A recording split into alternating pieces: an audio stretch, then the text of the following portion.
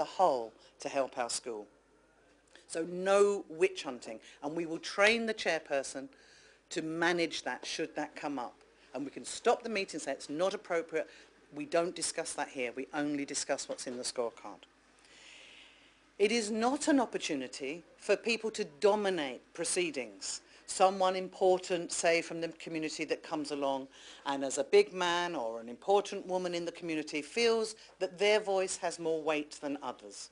So it's not appropriate in any way for the SPMM, the School Performance Monitoring Meeting, to have someone who dominates with their opinions. Everybody should have an opportunity to make their voice heard.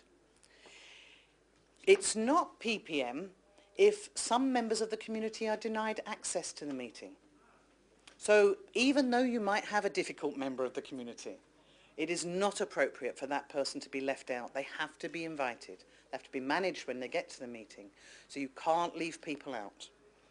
And it's not appropriate to discuss individual students' performance at a meeting. Again, the personalities, you can't individualise in that way. It is not PPM either if the school authorities, and we'll look at this in some detail in a minute, if the school authorities think there's a piece of information here we'd rather people didn't know. And so it's not appropriate to hide any of this information, which is why we're sensitising the heads and the SMC chairs and the community participation chairs and the deputies, that they know that as well. They're getting exactly the same script, but in local language, as I'm giving you now. All right? So you can't hide any uncomfortable pieces of information.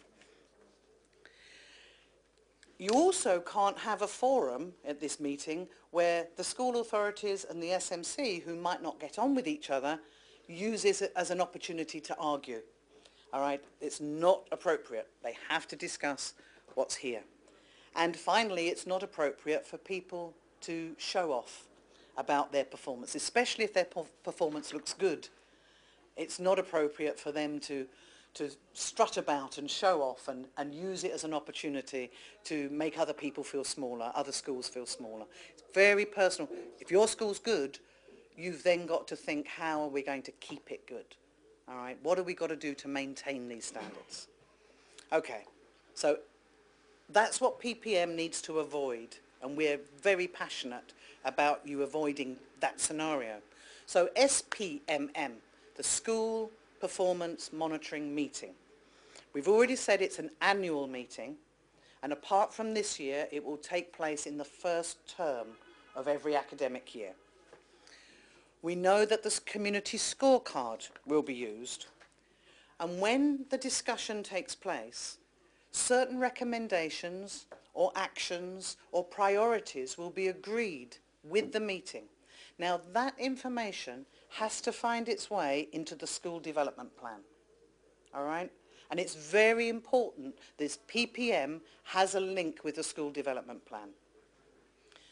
And when anyone comes to visit, SCAD particularly, to check on PPM in future years, because we won't be able to necessarily be there for the meeting, we'll be saying, can we see the minutes and can we see your school development plan?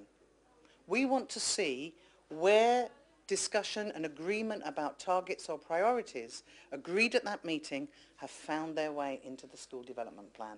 And if any of you have been in any of my training, you know that I always talk about evidence. That will be the evidence, the minutes of the meeting and the school development plan. That will be the evidence that PPM has taken place properly in absence of anyone being there to see it. So I want to now really, I think I'll do the scorecard in a moment. Let me just go on to who's involved. Who would you involve in the school performance monitoring meeting? You definitely need the head teacher and the deputy. You need all the teaching staff, and you need the support staff.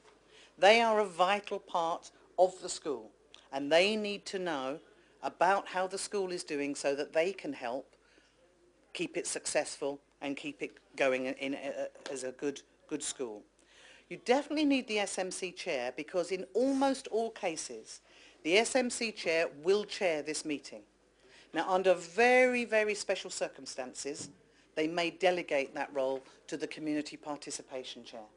But we expect the SMC chairs to step up and be able to control a large meeting, and as I say, we will be giving them training.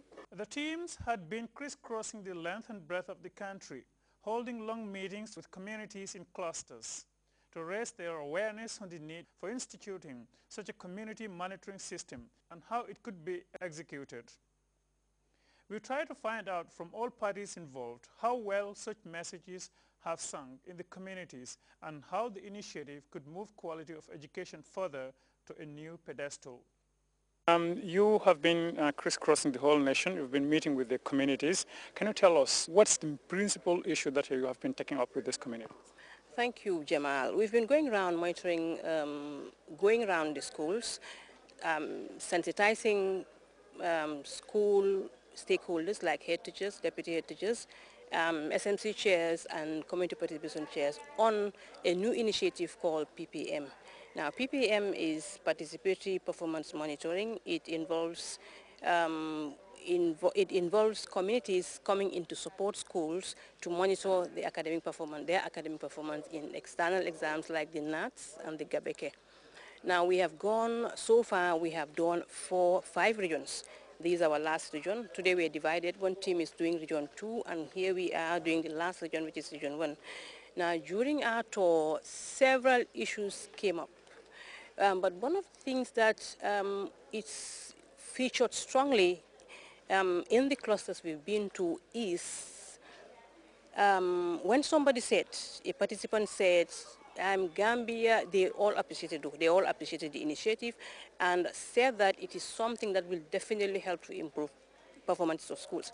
Now, but this particular person said, Gambia, we have very good ideas. You can come up with very good ideas and then you can implement, but that's about it. There is no continuity. And he said, my only fear is this initiative that you are about to initiate will not follow, will not be like other initiatives, that you people will see this through. When that contribution was raised, I said, this is because I know that we human, such have been happening in the past, maybe, but this time around we'll do our level best to make sure that it does not happen, that when we start with this, once we start, we see it through.